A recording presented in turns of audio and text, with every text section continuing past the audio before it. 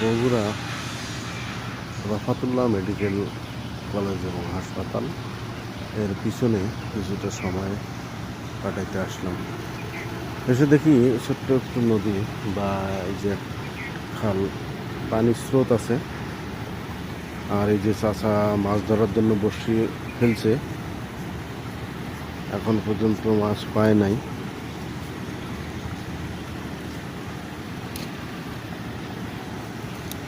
মাছ ধরার নেশাটা আসলে অবাক করার মতো। কম বেশি ছোটকালে সবাই আমরা বসে গিয়ে মাছ ধরছি।